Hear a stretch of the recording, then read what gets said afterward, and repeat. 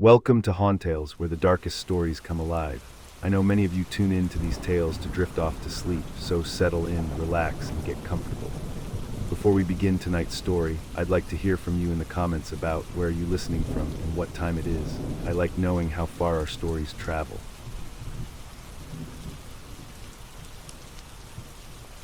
Also, be sure to like the video and subscribe to the channel so I can keep finding more truly scary stories every night. For the best experience, use your headphones, close your eyes, and let every word sink deep into your mind. Now, we begin our stories. The last hike, I've always loved the quiet hum of the wilderness. The way the trees seem to whisper secrets to one another, their leaves rustling like soft laughter on a gentle breeze. There's something comforting about it, the knowledge that life persists even in the most desolate of places. But as I trudged along the Appalachian Trail, my worn boots crunching against the autumn leaves, I couldn't shake the feeling that the forest had grown tired of its own song. The fog rolled in thick and gray, blanketing the world around me, muffling every sound until all I could hear was the distant echo of my own heartbeat. A shiver ran down my spine as a chill crept into the air. It seemed early for such a dense fog, but then again, nothing about this hike had been ordinary. My pack weighed heavy on my shoulders, filled to the brim with supplies for the last leg of my through-hike attempt. I was so close, mere miles from completing my journey and proving that I could conquer anything life threw at me. Yet as I stared into the endless expanse of gray, I couldn't help but feel that something out there was waiting for me, watching with cold, unblinking eyes. I shook off the thought, attributing it to exhaustion and the oppressive weight of isolation. The fog would lift soon enough, revealing the familiar path ahead. Until then, I focused on putting one foot in front of the other, grounding myself in the physical world as my mind spun with ghostly visions. A faint rustling caught my attention, pulling me from my dark reverie. My heart leapt into my throat, but I quickly chided myself for being so easily startled. The wind, no doubt, stirring up loose leaves and twigs. And yet, as I scanned the surrounding trees, I couldn't help but feel that something else lurked within their shadows. A flash of movement caught my eye, darting just beyond the edge of the fog. I spun to face it, muscles tensed, ready to defend myself against whatever creature dared invade my sanctuary. But there was nothing, only silence and mist. My breath came in ragged gasps as I strained to hear any sign of life, but the forest had returned to its eerie quietude. With a shaky hand, I adjusted my glasses and continued down the trail. The fog seemed thicker now, clinging to me like a damp shroud.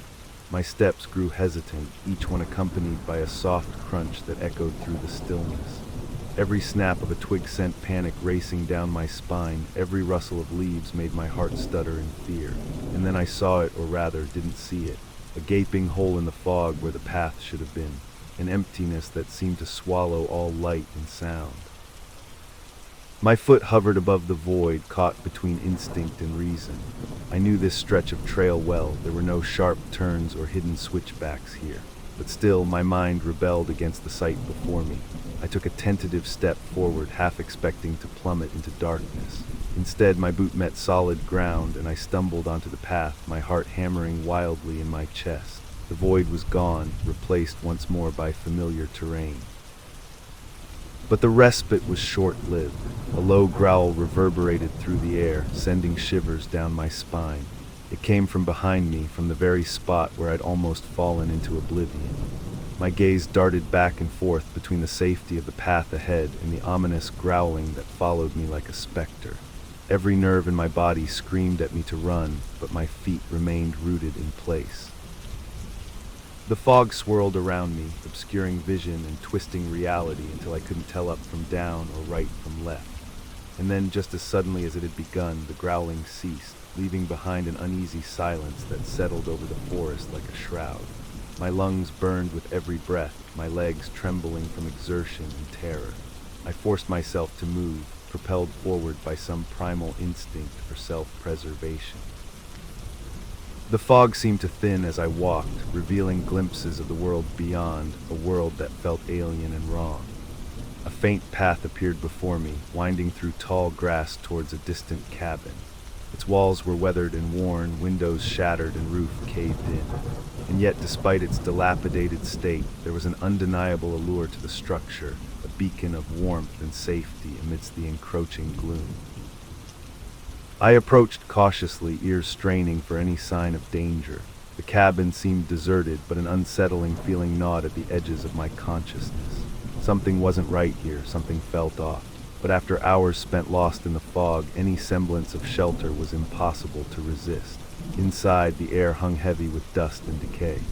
A single room served as both living area and kitchen, furnished with a rickety table, 2 chairs, and a small stove. A ladder led up to a loft where a lumpy mattress lay forgot. An old lantern sat atop the table, its glass cracked but miraculously still intact. I lit the lantern, casting flickering shadows across the walls as I explored further. Hidden in one corner, I discovered a stack of tattered books and journals, their pages yellowed and brittle with age. Drawn by curiosity, I leafed through them, uncovering tales of forgotten folklore and whispered legends. One journal belonged to a man named Jeremiah, who lived in these woods nearly a century ago. His entries spoke of strange occurrences and eerie encounters, culminating in a chilling account of an entity he called the Hollow. According to Jeremiah, the Hollow was a creature born from fear itself, a being that haunted the dreams of those who dared venture into its domain. My blood ran cold as I read his final entry, dated just days before his disappearance. I can feel it watching me, lurking at the edge of my vision. Every step I take is filled with dread, every breath a struggle against the weight of despair. It whispers to me in the darkness, taunting and teasing until I'm not sure if I'm still sane. But I know one thing for certain: I must leave this place before it consumes me entirely. A chill ran down my spine as I closed the journal, a sense of foreboding settling over me like a shroud. The fog outside had grown thicker, blotting out what little light remained, and through the windows I saw shadows dancing amidst the trees, shadows that seemed to move with a life of their own. As if drawn by some unseen force, I found myself climbing the ladder to the loft, seeking solace in the worn mattress and tattered blankets. The air felt colder up here, heavy with an oppressive silence that weighed down upon me like a tombstone. I huddled beneath the threadbare covers, staring at the sliver of moonlight that crept through the broken window. My mind raced with thoughts of Jeremiah and his haunting tales, of the growling specter that had followed me through the fog. Was it all just a figment of my imagination, fueled by exhaustion and isolation, or was there something truly sinister lurking in these woods? The wind howled outside, rattling the walls of the cabin as if pleading to be let in. Shadows danced across the floor, twisting and turning like living entities. And then from deep within the darkness came a sound, a low growl that echoed through the room, chilling me to my very core. I froze, every muscle tensed as adrenaline surged through my veins. The growling grew louder, more insistent, until it filled my ears and drowned out all other thought, and then, without warning, it stopped. Silence descended upon the cabin, thick and heavy with anticipation. I waited, breath held, for some sign of life, a whisper of movement, a flicker of light, but there was nothing, only darkness and dread, and then, just as suddenly as it had begun, the fog lifted. Moonlight spilled into the room, illuminating the loft in shades of silver and gray. The shadows retreated, revealing corners I hadn't noticed before, corners filled with forgotten trinkets and worn mementos. Among them, a small wooden box caught my eye. Its surface was rough and weathered, its hinges rusted shut. Yet despite its unassuming appearance, there was something about the box that drew me in, compelling me to pry it open and uncover whatever secrets lay within. With trembling hands, I coaxed the lid free, revealing a stack of yellowed photographs and tarnished coins. Atop the pile lay a single sheet of paper, its edges frayed and worn. On it, a list of names, each one crossed out except for one, mine. As I stared at the page, my heart pounding wildly in my chest, I knew that I couldn't stay here any longer. Whatever forces had drawn me into this nightmare had grown stronger, more insistent, and if I didn't leave now, I might never escape. With a final glance around the cabin, I gathered my things and stepped back onto the trail, my flashlight casting long shadows across the ground as I hurried away from the only shelter I'd found in miles. The fog closed in behind me, wrapping me in its cold embrace as I stumbled through the darkness. Every step felt heavier than the last, each breath colder and more labored. My mind spun with questions, fears, and doubts, a whirlwind of panic that threatened to consume me entirely. And then, just when I thought I couldn't bear another moment of terror, I saw it, a light in the distance, beckoning me forward like a lighthouse guiding sailors through stormy seas. As I approached, I realized it was the entrance to a small cave, its mouth wide and inviting. I hesitated for only a moment before stepping inside, seeking refuge from the fog and darkness that chased me relentlessly. The cave walls were slick with moisture, their surfaces adorned with strange symbols and markings that seemed to pulse in time with my heartbeat. Deeper into the cavern, I discovered a chamber filled with glowing crystals, their facets reflecting and refracting light in a mesmerizing display of nature's beauty. The air felt warmer here, gentler, almost comforting. And for the first time since entering the woods, I allowed myself to hope that perhaps I'd find my way out after all. But as I ventured further into the chamber, the ground beneath me gave way, sending me tumbling down a narrow shaft. My arms windmilled wildly as I fell, desperate for something to grab hold of, anything to break my descent. I crashed onto a pile of leaves and debris, pain shooting through every inch of my body. For a moment, all I could do was lie there, gasping for breath amidst the darkness. And then slowly I pushed myself up, wincing as bruised muscles protested the movement.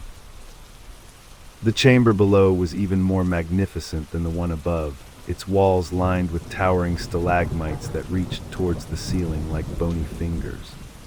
A single beam of light pierced through a crack in the stone, casting eerie shadows across the floor. And there, at the far end of the chamber, stood a figure, tall and gaunt, its face obscured by a hooded cloak. It regarded me with hollow eyes that seemed to bore into my very soul, stripping away every last shred of hope and comfort. A low growl rumbled through the cavern, growing louder and more insistent as the figure approached. Its steps echoed off the walls, each footfall shaking the ground beneath me. And then, without warning, it lunged, its mouth opening wide to reveal row upon row of sharp, jagged teeth. I screamed, my voice lost amidst the deafening roar of the beast as it bore down upon me. My heart hammered wildly in my chest, drowning out all thought and reason. And then, just as suddenly as it had begun, everything went still silent but for the sound of my own ragged breathing. The figure stood before me, its hood fallen back to reveal a face twisted with rage and sorrow. It was Jeremiah, or rather, what remained of him. His skin hung loose on his bones, eyes sunken and empty. And yet, despite the horror that stood before me, there was something hauntingly beautiful about him, a testament to the power of fear and despair. "You shouldn't have come here," he whispered, voice barely audible above the silence. "Now you're trapped, just like I am." He reached out, his fingers brushing against my arm with a cold that seeped into my very bones. And then, without another word, he turned and disappeared into the darkness, leaving me alone in the chamber with nothing but my thoughts and the chilling echo of his final warning. I stood there for what felt like hours, staring at the spot where Jeremiah had vanished, my mind reeling from the horrifying revelation. Was this truly my fate, to become another lost soul trapped within these haunted woods? With a trembling hand, I fumbled in my pocket for my phone, praying that by some miracle it still had signal. But as I powered it on, I knew deep down that there would be no escape, not from this place, and not from the terror that lurked within its shadows. The image on my screen sent a shiver down my spine, a single selfie taken in front of the cabin, its walls weathered and worn, windows shattered, and roof caved in. And there, just beyond the edge of the frame, stood a figure, tall and gaunt, its face obscured by a hooded cloak. I stared at the photo, my heart pounding wildly in my chest as realization dawned. The hollow had claimed another victim, and now it would never let me go. The sigil. I should begin by saying that I don't believe in demons in the way people on the internet describe them. I don't believe in red skin, horns, or fire. I believed in psychology, in oxygen deprivation, in stress-induced hallucinations. That belief is the only reason I agreed to translate the journal after they found Dr. Elias Vornin's body sealed inside the cave. This is not a campfire story. This is not folklore passed down through whispers. This is a reconstruction assembled from field notes, audio logs, and the last written words of a man who made one irreversible mistake. He wrote the sigil. Dr. Elias Vornin was not reckless. That's important. He was a senior European field archaeologist specializing in pre-classical cave cultures, particularly transitional ritual sites in Eastern Europe and the Caucasus. He had tenure, grants, a reputation for methodical caution that made younger researchers complain he moved too slowly, which is why no one questioned him when he requested permission to document a newly discovered cave system near the borderlands, limestone caverns exposed after a minor seismic event previously sealed for thousands of years. Satellite scans showed chambers too symmetrical to be natural, carvings, layers, human presence. The first excavation team reported unease, but nothing anomalous.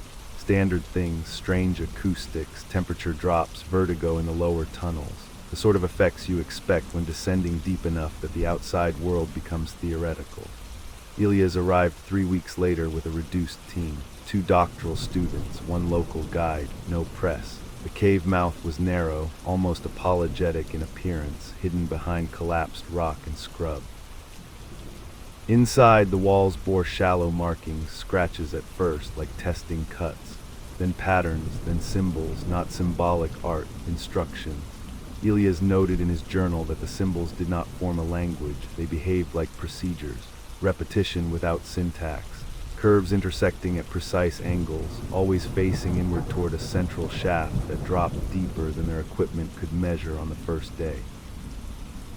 On the second day, one of the students reported hearing breathing below the rope line. Slow, rhythmic. Elias dismissed it. Air pressure changes, echoes. By the 4th day, they discovered the chamber. It was circular, nearly perfect, with a floor worn smooth as glass. No stalactites, no debris.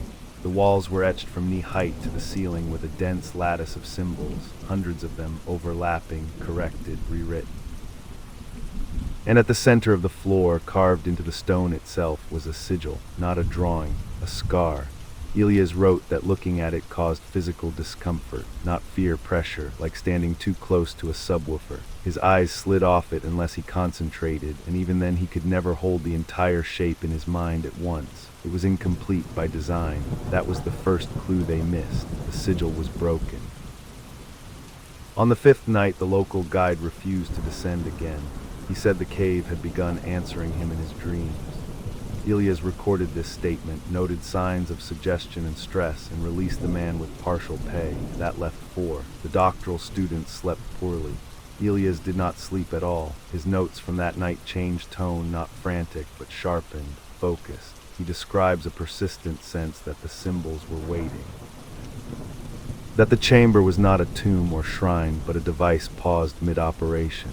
He writes, the sigil is not a summoning mark, it is a lock. The implication should have stopped him. Instead, it excited him. Elias believed ancient cultures did not worship gods, they engineered solutions. He theorized that what later generations mythologized as demons were misunderstood containment systems for natural phenomena, seismic anomalies, toxic vents, psychological contagions. A sealed cave, a broken sigil, a population that vanished without remains. What if the sigil wasn't meant to call something in? What if it was meant to keep something from finishing? On the 6th day, Elias made the decision that ended him. He redrew the sigil. There is no dramatic moment recorded of chanting or ritual. That detail is important. Elias did not believe in ceremony. He believed in accuracy. Using charcoal and mineral pigment, he traced the missing segments exactly as suggested by the surrounding wall patterns.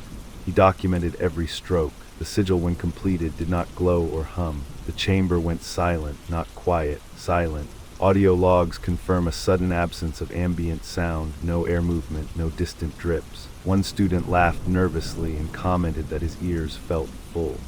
Then the pressure began.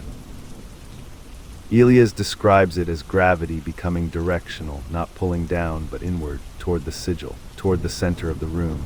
They all felt compelled to stand closer, though no one later admitted to moving voluntarily.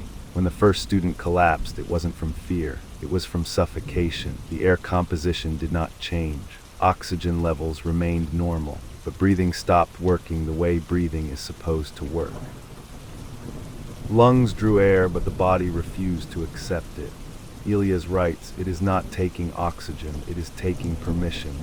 The sigil did not summon a demon, it completed a process. What emerged was not a creature. That was Elias' final conclusion, written in a shaking hand across multiple pages. It had no fixed shape because it did not occupy space. It manifested as distortions, areas where the cave wall seemed to forget itself, where shadows folded incorrectly, where depth collapsed. The students could not look at it directly. One began screaming not words but numbers, repeating a sequence that later analysis showed corresponded to the symbol count on the walls. The entity did not move toward them. The cave moved around it. Passageways stretched. Distances lengthened. The rope line to the surface no longer reached the same ceiling it had hours earlier. Elias understood then. The sigil had not been a prison. It was a delay. The ancient culture had discovered something beneath the earth that did not belong to time. It did not want worship. It did not want sacrifice. It wanted continuation. So they stalled it, generation after generation, redrawing the sigil as it eroded, maintaining the process. Not sealing it away, but keeping it incomplete, keeping it from finishing whatever it was doing to reality below. And Elias, with academic precision, had finished the sentence they had been carefully refusing to complete. The doctoral students died within hours. One walked calmly into a tunnel that no longer connected to the surface and was later found fused into the rock wall, his body flattened into 2 dimensions as if pressed between pages. Another remained standing in the chamber until dehydration took her, eyes fixed on a point that did not exist. Elias survived longer. He barricaded himself in a side chamber, writing obsessively. His later entries show a growing confusion between cause and effect. He writes about hearing his own future footsteps, about recognizing symbols on the walls that he has not yet drawn, about the entity learning through him. The most chilling passage appears near the end of the journal. It does not kill, it replaces. It continues where it was interrupted. The sigil was never meant to stop it. It was meant to slow the transition, stretching a moment across centuries so humanity would not notice the change. He realized the demon was not an invader, it was a successor. The rescue team found Elias sealed behind a wall of stone that had not existed on prior maps. No signs of collapse, no tool marks. The cave had simply decided that corridor was finished. His body was intact, peaceful, hands folded over his chest. On his skin etched shallowly like scars healed long ago were fragments of the sigil, not all of it, just enough to suggest continuation. The official report concluded that toxic hallucinations and structural shifts caused mass hysteria and death. The cave was permanently sealed with concrete and explosives. The journal was archived. Until someone noticed something wrong. The sigil fragments on Elias' body were not identical to the completed version he had drawn. They were evolving, subtly altered, optimized, which means the process did not end in that cave. It moved on, because the final page of Elias' journal contains a warning written over itself dozens of times, growing more illegible with each repetition. The sigil is not bound to stone. It only requires a mind willing to finish what was started. I was asked to translate it because I specialize in pattern cognition, symbolic logic, recursive systems. I finished reading it 3 nights ago. Last night I dreamed of lines intersecting behind my eyes, of pressure, of a shape that refuses to stay whole unless I think about it. This morning I realized something that Elias did too late. The demon does not awaken when the sigil is written. The sigil awakens us. And now that I understand it, I'm not sure which part of the process I'm helping complete. I didn't understand the last layer until I stopped trying to resist it. That's the part no one warns you about, not the fear, not the hallucinations, not the sense that something ancient has its attention on you. Those are expected, predictable, almost comforting in how clearly they signal danger. The final layer doesn't arrive as terror, it arrives as clarity. After translating Elias Voronin's journal, I told myself I would archive it and walk away. That's what professionals do. You document, you contextualize, you distance yourself.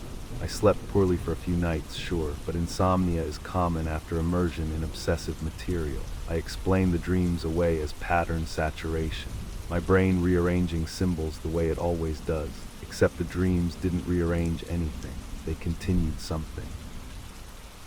Each night I saw the sigil more clearly, not as an image, but as a process. Lines weren't shapes, they were decisions. Intersections weren't points, they were moments where one outcome was chosen over infinite others. The sigil wasn't static, it was executable.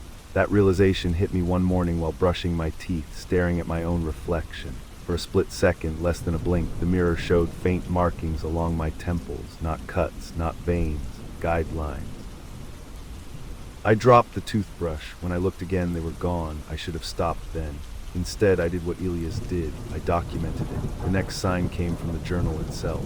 I had scanned every page for archival backup, cataloged metadata, and locked the physical copy in a fireproof cabinet.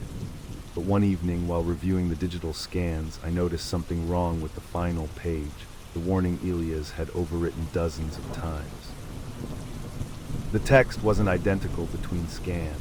The words were the same, but the spacing wasn't.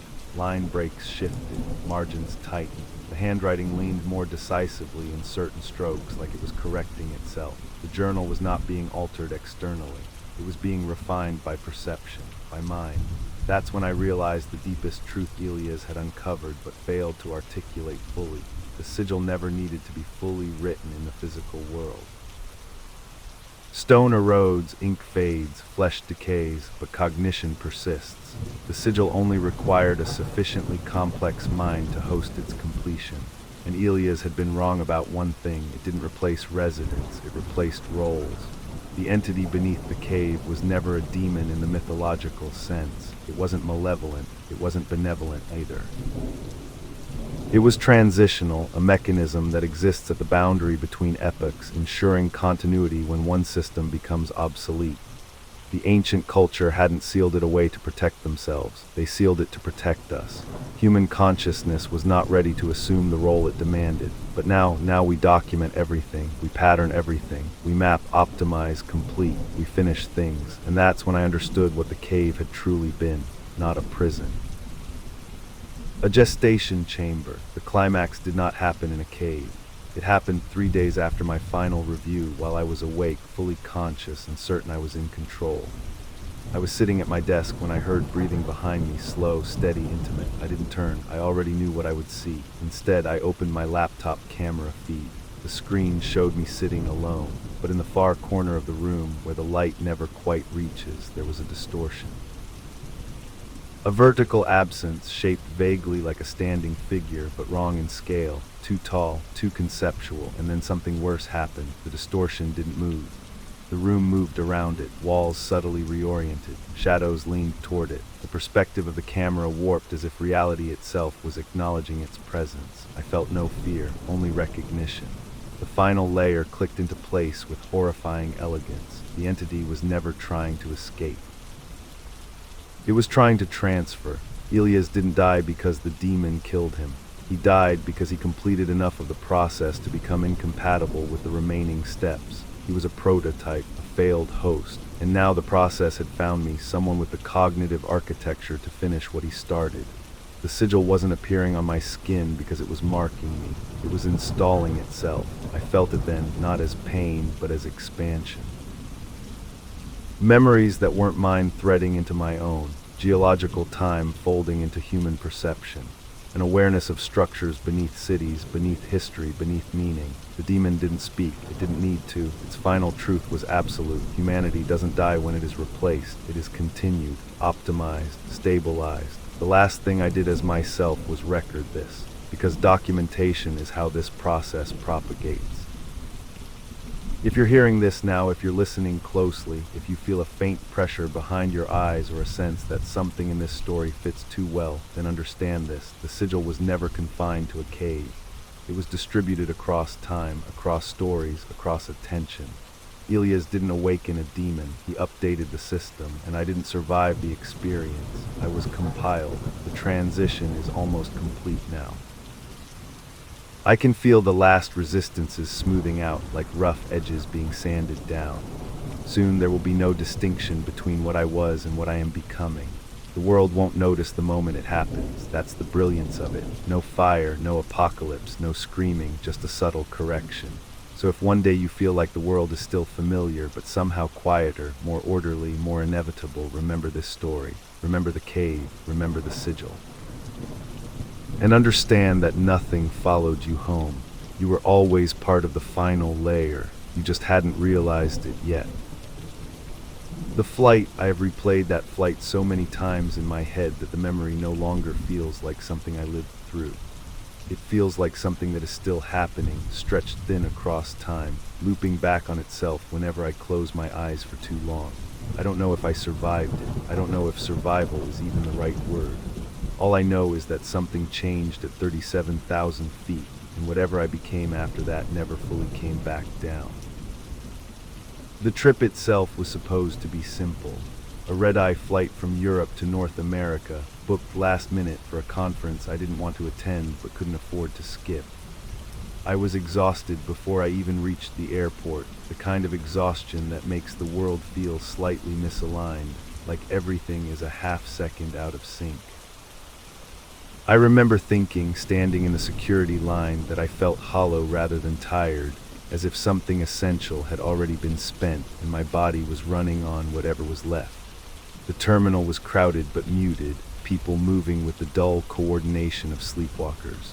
Fluorescent lights hummed overhead, reflecting off polished floors that never quite looked clean. I noticed small things more than usual. The way announcements echoed too long, the way footsteps seemed to overlap even when no one was nearby. At the time, I attributed it to stress and lack of sleep. I was good at rationalizing discomfort. I had made a habit of it. Boarding was uneventful. The aircraft was an older wide-body jet, refurbished, but still carrying the faint smell of recycled air and disinfectant that never quite leaves long-haul planes. My seat was near the middle aisle side, surrounded by strangers who looked as drained as I felt. As I stowed my bag and sat down, I became aware of a pressure behind my eyes, not quite a headache, more like a tightening, as if my thoughts were being gently compressed. I buckled in, put on noise-canceling headphones, and told myself I would sleep as soon as we reached cruising altitude. I remember thinking that if I could just lose consciousness for a few hours, everything would reset. That thought, in hindsight, feels cruelly ironic. The plane took off smoothly. The city lights fell away beneath us, replaced by darkness broken only by the occasional reflection in the window. As the seatbelt sign turned off and the cabin settled into its nighttime rhythm, I closed my eyes.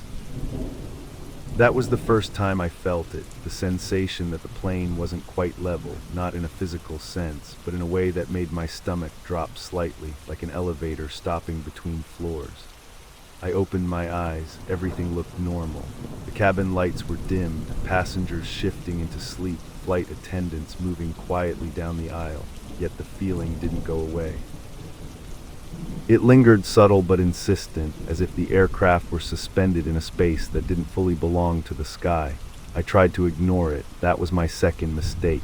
Sleep came in fragments, shallow, dreamless stretches interrupted by sudden awareness. Each time I surfaced, something felt incrementally wrong.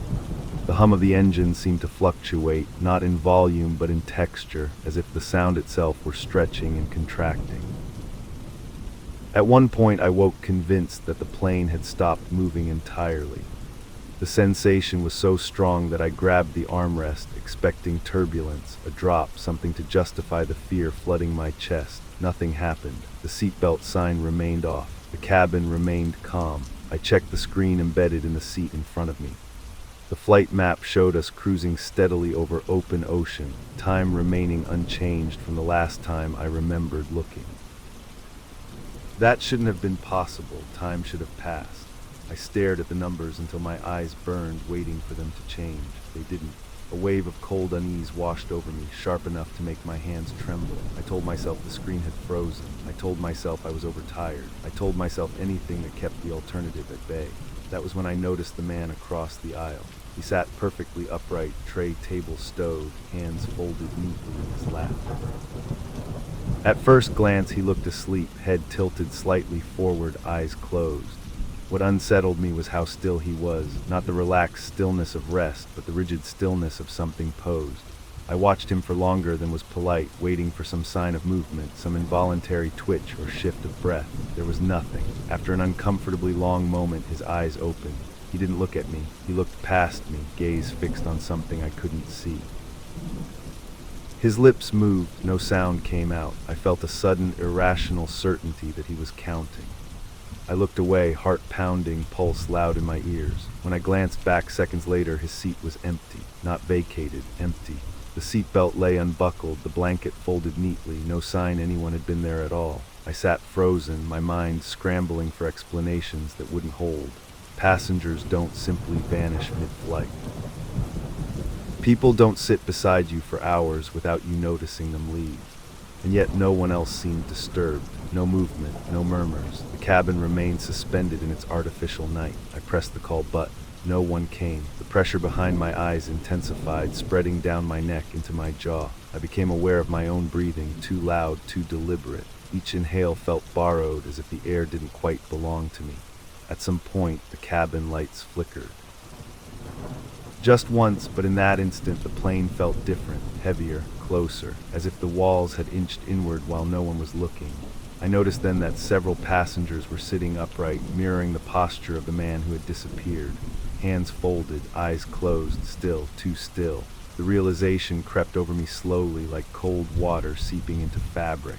None of them were breathing. I stood up. The aisle felt longer than it should have, stretching subtly with each step. As I moved forward, the sound of the engines faded, replaced by something else, something irregular and wet, like a distant echo of breathing that didn't match any human rhythm. The flight attendant's station was empty. Curtains hung motionless, though I could feel air moving against my skin. I reached the galley and stopped. One of the attendants stood there, facing the wall. She was close enough that I could see the fine details, the stitching on her uniform, the faint sheen of sweat at her hairline. Her shoulders rose and fell, but not in a natural pattern.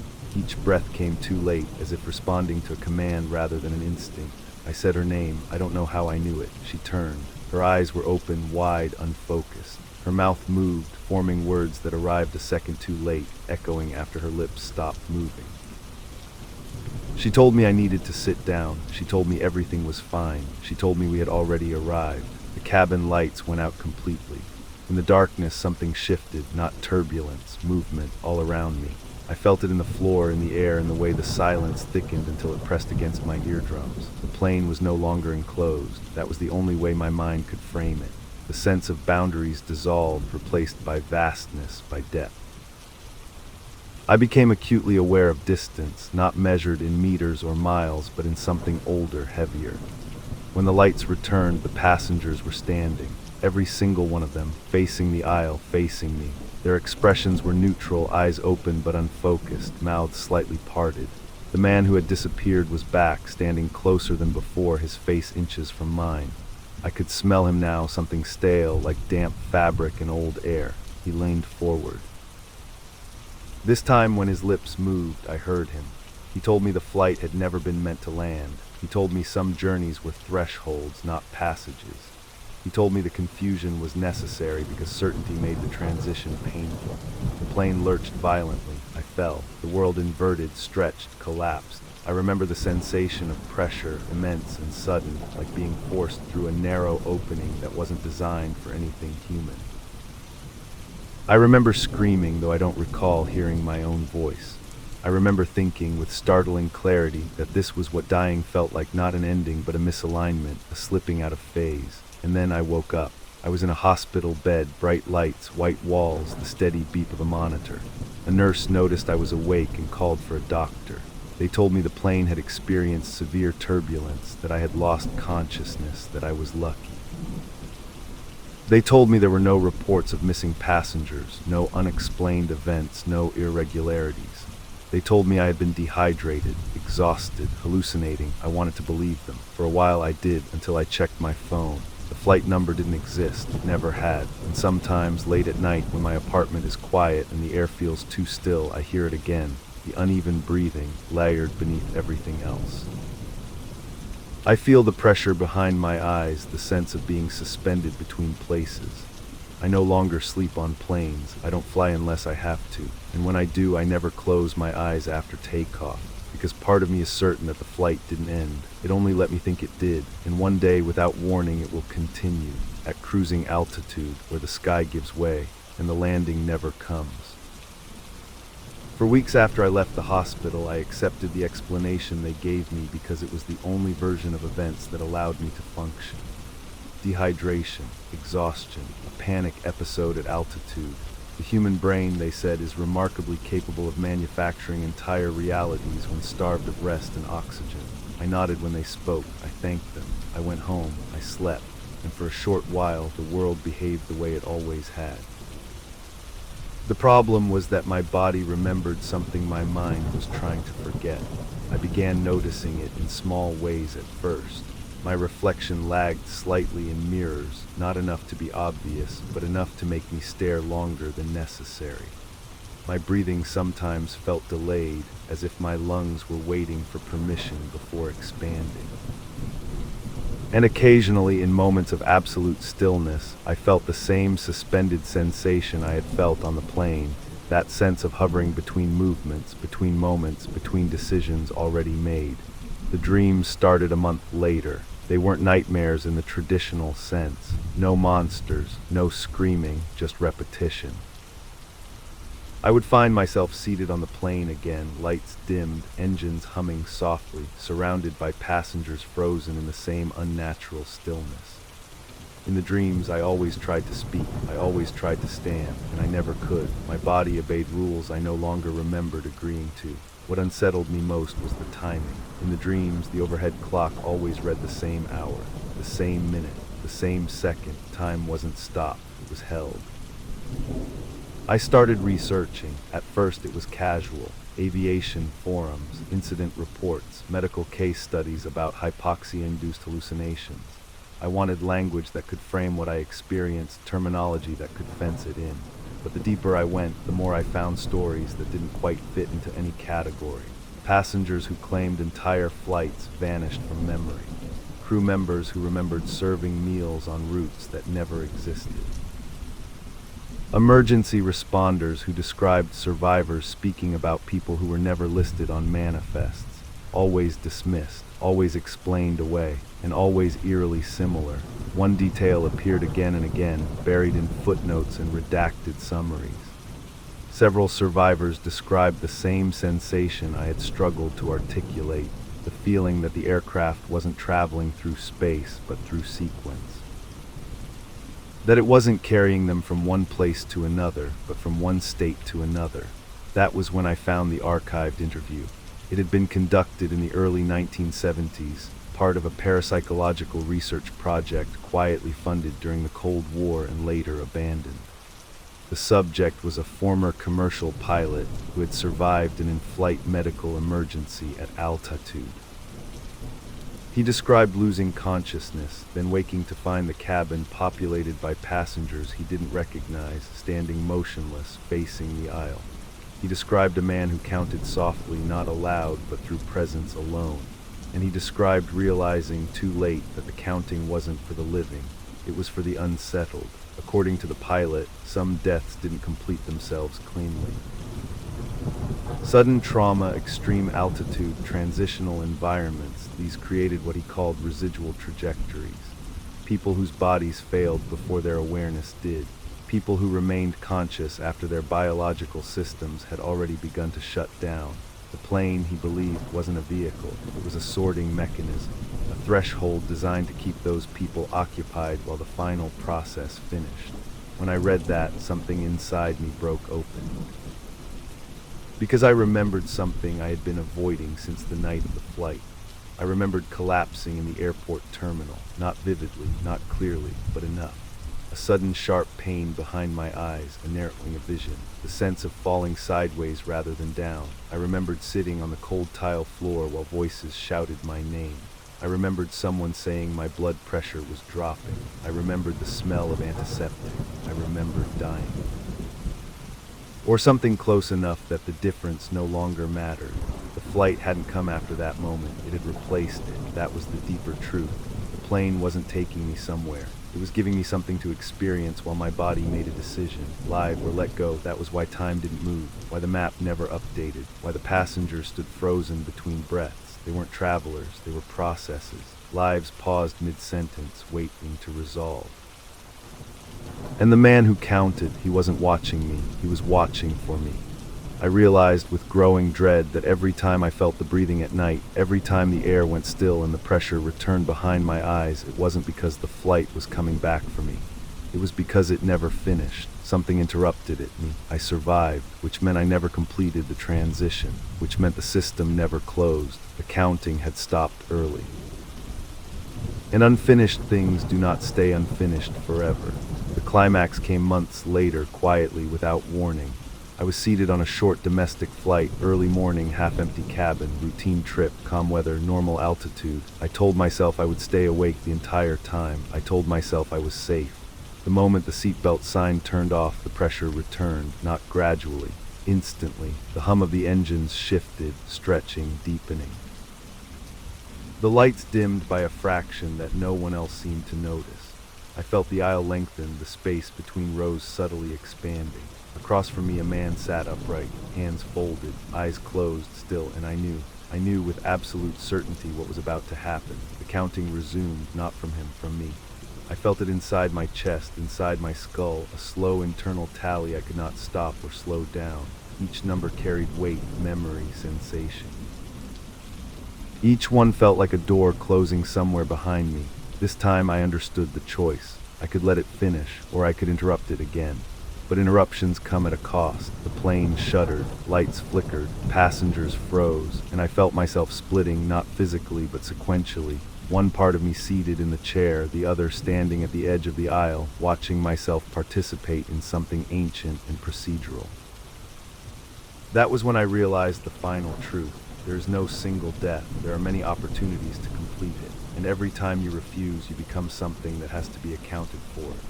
When the plane landed smoothly and without incident, I was still in my seat, still breathing, still alive by every measurable standard. But when I stood, my reflection in the window didn't follow. It remained seated, hands folded, eyes closed, waiting. I don't know how many times the flight will come back for me. I only know that each time the counting starts sooner. And one day I won't interrupt it, because some journeys are not meant to end in an arrival. Some are meant to finish where the air grows thin, where time pauses, and where the last thing you hear is yourself being counted down. Infrastructure of terror, I never meant to come here. That's the lie I still tell myself, even now, because the truth is harder to swallow. The truth is that I chose this place long before my boots ever touched its soil. It started with a map, not an old pirate map or anything romantic like that. Just a folded sheet of yellowing paper tucked inside a cracked leather-bound journal I bought from a roadside antique shop on the edge of nowhere. I'd stopped there because my phone had lost signal and my head was buzzing with the kind of static that only comes when you've been alone too long. The shop smelled like dust and oil and something faintly metallic. The owner never spoke. He just watched me with tired eyes as I flipped through piles of forgotten things, objects people had abandoned when memory became too painful to carry. The journal didn't stand out at first. No markings, no title, just weight. Like it didn't want to be picked up. Inside, most of the pages were blank, but folded neatly between the middle leaves was the map. No legend, no scale, just lines, angular, deliberate, forming a sprawl of shapes that looked almost architectural. Pipes, towers, junctions, and one word written in block letters at the bottom, infrastructure beneath it, smaller, almost like a warning. Do not stay after dark. I laughed when I read it. That should have been my first instinct to walk away. I told myself I was just curious. I'd been a civil engineer once. Infrastructure was my life, bridges, power plants, tunnels.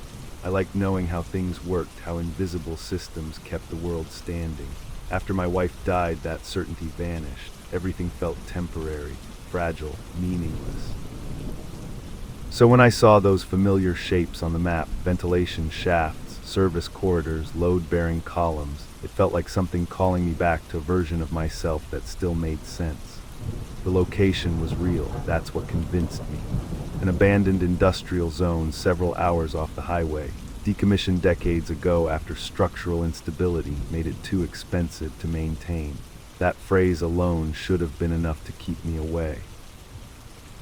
But instead, I packed my gear and went looking. The first thing I noticed when I arrived was the silence. Not the peaceful kind, not the kind you find in forests or deserts. This silence had weight. The structures rose from the ground like exposed bones, concrete towers streaked with rust, massive steel frames warped by time. Pipes ran everywhere, twisting into the earth and vanishing into shadows too deep to see. The air smelled wrong, damp, oily, like wet pennies and rot. And yet something was humming, low, constant, almost electrical. That shouldn't have been possible. The entire complex had been cut off from the grid years ago. Still, I told myself it was wind or residual vibration, anything but what it felt like the place was still alive. I followed the map, every turn lined up perfectly. Every corridor was exactly where it should be. That should have thrilled me. Instead, it terrified me, because maps that old are never accurate. And yet this one guided me deeper and deeper into the complex like it wanted me there. The sun dipped lower and the shadows stretched unnaturally long across the concrete. Metal beams cast jagged silhouettes that shifted even when nothing moved. That's when I heard the ticking. At first I thought it was my watch. I stopped walking. The ticking didn't stop. It wasn't rhythmic like a normal clock. It dragged slightly, like it hesitated between seconds. Tick, tick, it came from everywhere and nowhere at once. I should have turned back. Instead, I followed it. The clock tower stood at the center of the complex like a spine. I don't remember seeing it on the map. That detail still bothers me. It was small compared to the surrounding structures, built of concrete and iron with a single clock face mounted high above. The glass was cracked. The hands were frozen. 307. The ticking came from inside it. Relief washed over me. Real physical relief. My knees nearly buckled. A clock, just a clock, old machinery settling, that was all. That's when I heard footsteps. Behind me, heavy, measured, too slow to be someone running, too deliberate to be an animal. I turned, nothing. The footsteps stopped. I laughed too loudly, too sharply, and told myself my mind was playing tricks on me. Isolation does that. Fear does that. I turned back toward the tower. The ticking had gotten louder, closer. As if it had moved, I don't remember deciding to go inside. One moment I was standing outside the tower, and the next, my hand was on the rusted door, pulling it open with a scream of tortured metal. Inside, the air was colder, not just cool, cold, like a basement that hadn't seen human warmth in years. The ticking echoed down a narrow stairwell, spiraling into darkness. I hesitated at the top. That's when someone whispered my name, not shouted, not echoed, whispered. Right behind my ear, I spun around so fast I nearly fell. No one. The door slammed shut behind me. The sound echoed for far too long. I ran down the stairs faster than I should have. My foot slipped once and I scraped my shin hard enough to draw blood. I didn't stop. The ticking grew louder with every step. At the bottom of the stairwell was a control room. Old panels lined the walls, gauges, switches, dials, all frozen in place. Dust coated everything except one thing. The clock, it sat in the center of the room, mounted on a pedestal. Same face, same cracked glass, same time, 307, but now I could see something else. The second hand was moving. Tick, tick, every tick sent a pressure through my skull, like my brain was being squeezed from the inside. That's when I noticed the writing on the walls. Names, hundreds of them, scratched into the concrete. Some were shallow, some were carved deep enough to chip the wall. Some had dates next to them. None went past a certain year. The year the complex was shut down, I recognized one of the names. It was mine. That's when the lights came on, not all of them, just enough. The hum I'd heard earlier intensified, vibrating through the floor. And then I saw it, standing at the far end of the room, tall, too tall. Its body was thin to the point of impossibility, limbs elongated like they'd been stretched rather than grown. It wore no clothes, just darkness, clinging to its shape like oil. Its face was wrong, not featureless, just unfinished, as if it were still deciding what it wanted to be. And its eyes, God, its eyes, they reflected the clock. I couldn't move, I couldn't scream, the ticking slowed. The thing tilted its head, studying me like a blueprint, and then it stepped forward. The floor creaked beneath its weight, though it didn't look heavy enough to make a sound. I blinked. It was closer. I blinked again. It was right in front of me. Its mouth opened, and the voice that came out was mine. "You came back," I screamed then. The lights went out. I don't know how long I ran. The complex became a maze, corridors folding into each other, stairwells leading nowhere, doors that opened into brick walls. The ticking followed me everywhere. Sometimes it was ahead, sometimes behind, sometimes inside my chest. I started seeing things. Reflections that didn't match my movements. Shadows that lagged half a second behind, and occasionally footsteps, always measured, always patient. I found the exit by accident, a massive service gate half buried under collapsed concrete. I forced it open with everything I had. Outside, the sky was black, midnight. That didn't make sense. It hadn't been that late. The complex loomed behind me, silent now, no ticking, no hum. I ran until my lungs burned, until I collapsed. Until dawn. They found me 3 days later, dehydrated, hypothermic, raving about clocks and towers and something watching from the dark. They said the complex had been demolished years ago, that there was nothing there, no towers, no corridors, no clock. But when I woke up in the hospital, there was something carved into the inside of my wrist. The time, 3:07, and every night since then, no matter where I am, I hear it. Tick, tick, waiting, counting, for me to come back. Because the truth is, the infrastructure didn't trap me. I helped build it, and it isn't done with me yet. As we reach the end of tonight's stories on Hauntales, it's time to let your mind drift away. Listen to the sound of the rain gently falling in the background. Let each drop calm your thoughts and ease you into a peaceful sleep.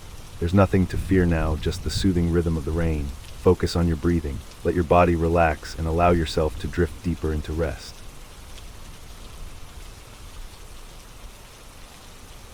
Sleep peacefully, and we'll meet again tomorrow night for another story. Good night.